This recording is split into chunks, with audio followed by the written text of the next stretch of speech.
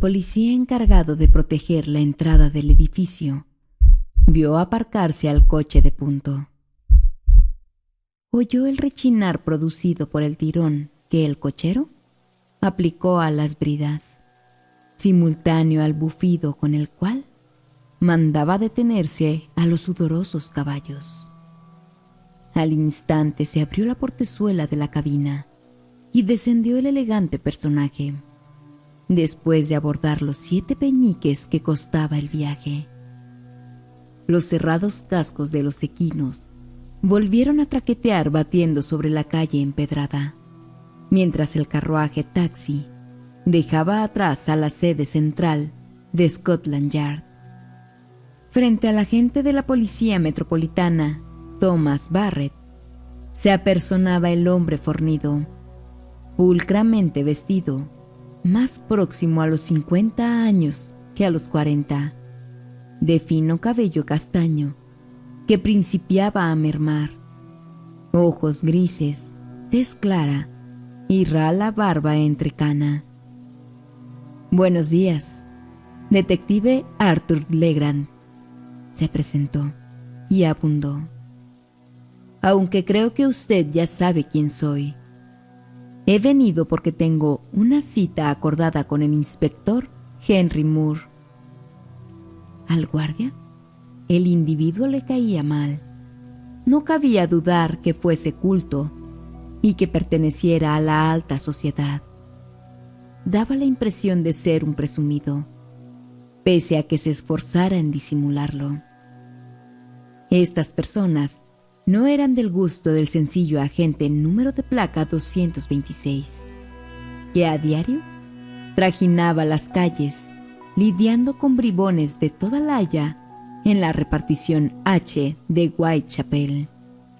Un agente de a pie al cual, solo de vez en cuando, premiaban sacándole de paupérrimo villorrio y trayéndolo a custodiar la sede central. Para peor, aquel foráneo, en su corta frase de presentación, ya le había zampado 2 mentiras, queriéndolo tomar por imbécil. No era detective, es decir, no se trataba de un profesional de Scotland Yard, ni de ningún cuerpo policial británico. Menos aún, era verdad que tuviese una entrevista agendada con el inspector Moore. Este sí, un policía de carrera con todas las de la ley y uno de sus superiores directos. El custodio ciertamente conocía a aquel caballo atildado. Lo había visto en otras ocasiones al llegarse hasta allí, desde que estalló el revuelo provocado por los asientos en el este de la capital inglesa. Se obligó a tratarlo con cortesía, recordando el rezongo que el mandamás le había propinado la primera vez que el otro vino a verlo, y él, ciñéndose al protocolo, lo dejó plantado en la acera durante media hora. Sabía que la reprimenda verbal se pasaba al calabozo y, de reincidir, a la suspensión. Mínimo 3 días sin goce de sueldo por desacato a un jerarca, y Thomas, de 32 años, casado con Elena, padre de un hijo pequeño y con una segunda hija en camino, era lo único que podía permitirse. Por tal motivo fue que, tras estrechar la diestra que su interpelante le extendía, lo atendió con un marcial: «A sus órdenes, señor». Pidió al compañero que tenía más cercano que, durante un rato, le relevase de la custodia y personalmente condujo al visitante hasta el despacho. Llamó a la puerta vidriada mediante un leve golpe de nudillos y, muy rígido, esperó a que su superior la entreabriese autorizándolo a anunciarse. «Agente Barrett, inspector, traigo conmigo al señor Legrand, quien tenía un encuentro previsto con usted», apuntó con voz inexpresiva. Desde el interior de su despacho, Moore empujó la puerta dejándola abierta de par en par, y sin más trámite, el extraño ingresó. Se hizo notorio que aquel no necesitaba preguntar si sería admitido, porque el jefe lo recibía prodigándole un abrazo que fue efusivamente retribuido. Arthur, amigo mío, hacía ya un tiempo que no venías a visitarme por aquí. Toma una silla y vamos hacia el escritorio, que tenemos bastante trabajo pendiente. Gracias, Henry, le correspondió aquel, haciendo de su respaldo una de las 4 sillas obrantes en ese sitio, la cual ubicó delante del sobrio escritorio, mientras aguardaba que el otro ejecutase un rodeo para ir a apoltronarse en el sillón principal. Pero antes de tomar asiento, el jerarca se dirigió a su subordinado, quien, cual una estatua, continuaba manteniendo posición de firme desde el otro extremo del habitáculo. Aún no le había sido concedido permiso para retirarse. Vaya en busca de una taza con café para el detective Legrand y traiga un sifón con agua mineral para mí, antes de volver a su puesto. Transmitió el mandato con timbre neutro, que únicamente alteró, elevándolo, una nota a fin de enfatizar la palabra detective. No debió presentarlo meramente como señor, sino otorgándole el respeto debido a un policía importante. A ver si el cabeza hueca lo entendía de una vez por todas. Luego de que el subalterno salió en pos de cumplir la orden impartida, el visitante reiteró: «De veras quiero agradecerte, Henry. Sé que por estos lares hay gente a quien no le cae en gracia mi presencia y cree que me atribuyo familiaridades inapropiadas. Y no lo digo por el simplote de Barrett, que no me traga, pero cuando menos tiene el tino de fingir, sino por varios de los jefazos. Al diablo con ellos. No te negaré que me consta que algunos piensan así, pero vaya que no se atreven a decírtelo en la cara, ni a mí tampoco. Saben de la amistad que nos une. Esos idiotas no tienen idea de lo útil que resultas para nuestra investigación y que, por cada dato que te aportamos, nos recompensas con creces. Y por cierto, quien está en deuda contigo soy yo, ya sabes. Por lo de la oreja, fue un delicado gesto que me la mandases a mí y no a Aberline». El inspector Frederick George Aberline, mencionado por Moore, devenía la rutilante estrella policial de entonces. En febrero de 1888, lo habían ascendido al cargo de inspector de primera clase y había servido por casi 10 años en Whitechapel. Al sobrevenir en ese distrito desde agosto varios homicidios contra meretrices, las jerarquías de Scotland Yard, atento a su cabal conocimiento de la zona, le asignaron el comando de las pesquisas. Entretanto, el guardia retornó portando una bandeja con el pedido, que ubicó cuidadosamente arriba del escritorio, al estilo de un mozo de restaurante. Al dejar la habitación, el servicial custodio, Moore se puso de pie y, yendo hacia un pequeño armario, extrajo un decantador colmo de whisky. El sifón con agua mineral lo precisaba para rebajar el aguardiente. Tras servirse una generosa medida, escanció otra porción dentro de un segundo vaso que acercó a su compañero. Retiró la taza y fue hasta el diminuto lavatorio, en el cual arrojó el contenido amarronado. Sabía que a su amigo no le apetecía el café. La orden emitida a Barrett había constituido una parodia destinada a guardar las apariencias delante del subordinado. Era dar un mal ejemplo consumir alcohol en horario de trabajo. Arthur apretó el pico del sifón y vertió un chorro diluyendo el líquido amarillento. Agitó su vaso y saboreó un primer buche. Darte preferencia era lo mínimo que podía hacer por ti, Henry. No seas modesto. no fue poca cosa desoír las presiones que te hicieron los viejos del comité de vigilancia que, cuando menos formalmente, son tus patrones, y me hicieras llegar a mí la carta y la oreja amputada antes que a nadie. Efectuó una pausa para beber y prosiguió. Y lo mejor del caso fue que también evitaste que ya de entrada el órgano resultara examinado por los patólogos y que éstos metieran sus narices donde no debían. Esta última declaración desubicó a su oyente. ¿Era verdad que él antepuso su amistad hacia el inspector y le dio preferencia?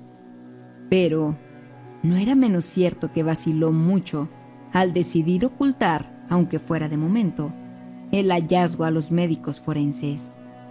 Después de todo, la labor de los patólogos consistía en analizar la anatomía.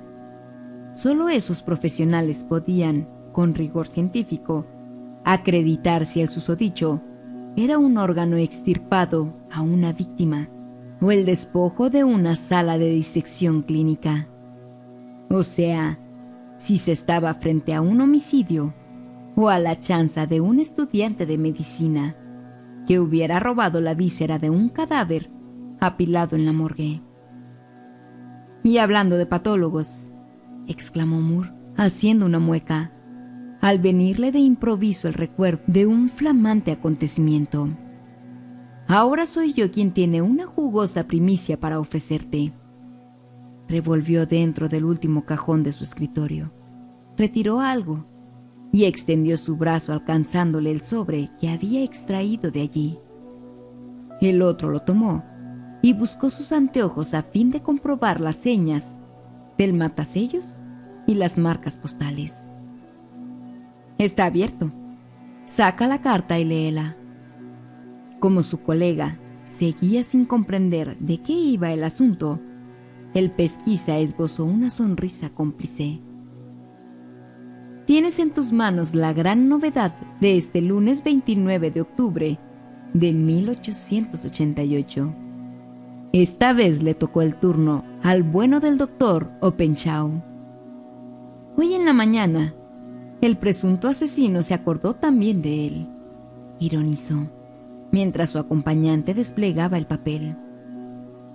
La caligrafía era bastante prolija, y el tenor del mensaje, escriturado con tinta negra, semejaba a un acertijo burlesco, un texto plagado de errores gramaticales y ortográficos.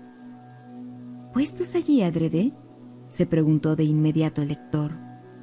Al igual que acontecía con el señor Luz, el médico patólogo Thomas Horrocks Openshaw representaba una víctima propiciatoria para los guasones, al haber adquirido notoriedad merced a su actuación vinculada con los crímenes del momento. Era un galeno muy prestigioso, a quien el anterior año de 1887 se le nombrase para ejercer el cargo de conservador en el Museo de Patología del Hospital de Londres. A sus 32 años, su carrera iba en meteórico ascenso y ya integraba la connotada Sociedad Clínica de la capital. Por aquellos días, se había convertido en deporte nacional para los occisos mandar correspondencia con la pretensión de provenir del criminal. Nada podía extrañar que ahora hubiesen elegido a este cirujano como receptáculo de otra misiva sarcástica. Y todo por culpa de su reciente celebridad, obtenida cuando los periódicos publicaron sus conclusiones acerca del medio riñón enviado al comité de vigilancia. En su informe, sostuvo que aquel órgano era humano y no de origen animal, a diferencia de lo que el escandaloso The Star había propalado. Ese peritaje establecía la edad de la dueña de aquella víscera en torno a los 45 años, y se trataba de un riñón izquierdo, con un fragmento de arteria renal adherido. Además, se hallaba asaz enfermo, a raíz de los largos años de alcoholismo padecidos por su portadora. El remitente se encaraba con el médico sirviéndose de estos términos. Bien, tío, has acertado. ¿Era el riñón izquierdo? Voy a operar. Otra vez cerca de tu hospital, justo cuando iba a probar mi cuchillo en su floreciente cuello. Los polis me estropearon el juego, pero creo que volveré pronto al trabajo y te mandaré otro pedazo de tripas. Jack el Destripador. Oh, ¿has visto al diablo con un microscopio y el escalpelo mirando una rodaja de riñón prendida con su pasador? ¿Y bien? ¿Alguna opinión? Su interlocutor, degustando un segundo trago de whisky, atrasaba su respuesta. Se quitó los lentes, como si portarlos le estorbase en el proceso de reflexionar. Trató de rememorar, levantó su mentón, desviando hacia un costado una mirada perdida, esquivando la expectación de un auditor.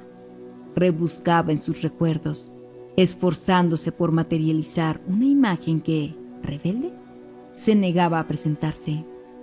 El individuo que escribió esta carta quiere hacer creer que es un bruto ignorante para confundirnos, pero se trata de una persona culta. Como mínimo sabe mucho de literatura y de historia. Las faltas de ortografía y los gafes gramaticales son deliberados, soltó finalmente.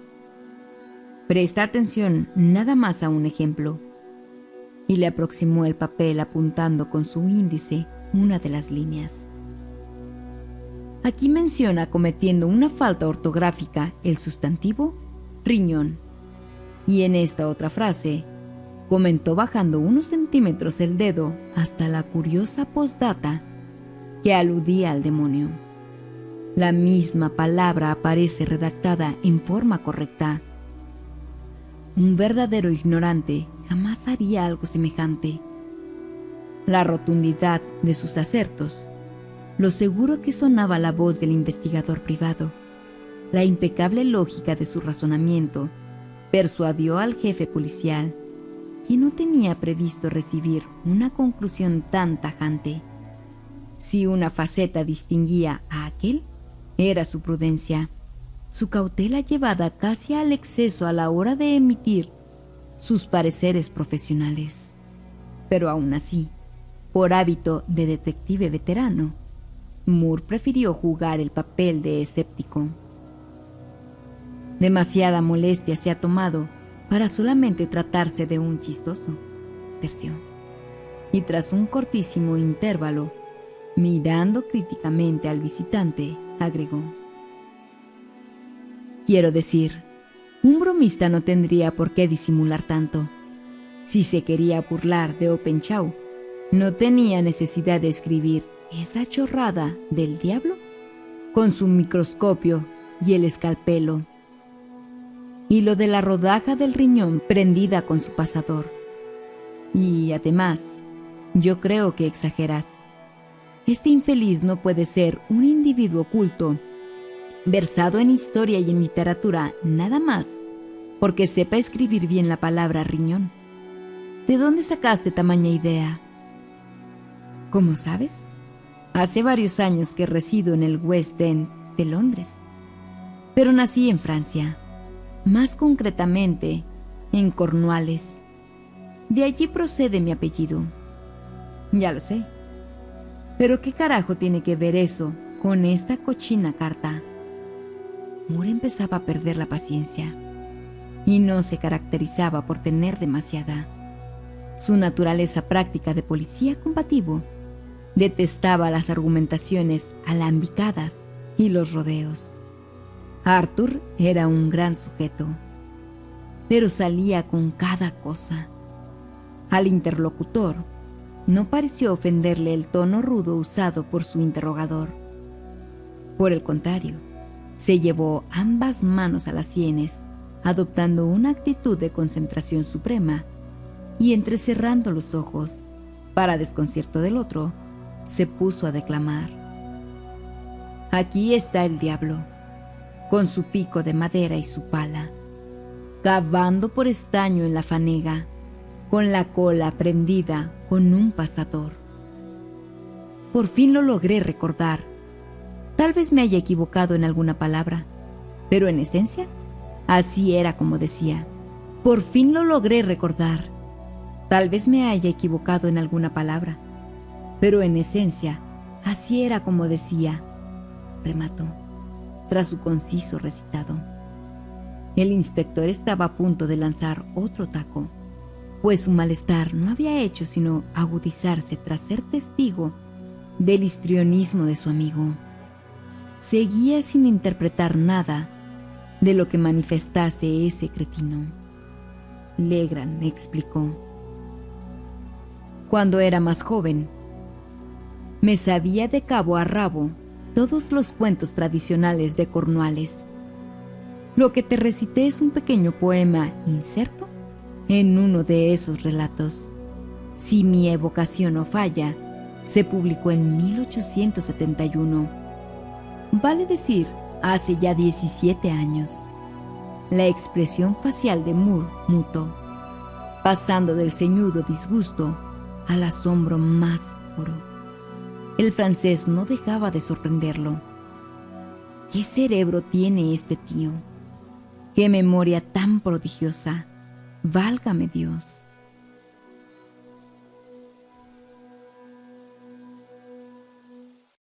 Gracias a los miembros del canal que hacen que este proyecto sea posible. Si aún no te unes, ¿qué esperas? Pero si no está en tus posibilidades, comenta un gracias y deja tu like para que nuestro contenido pueda llegar a más personas.